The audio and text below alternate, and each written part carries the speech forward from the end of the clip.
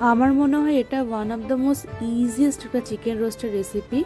শুধুমাত্র কুচনো মশলা দিয়ে রান্নাটা করা হয়েছে, আর ঘিয়ের একটা ফ্লেভার থাকবে, যাবতীয় গুঁড়ো মশলা আর সামান্য একটুখানি ভাজা ড্রাই রোস্ট করা মশলা, যার মধ্যে আছে ধনে, জিরে আর অল্প একটু মৌরি।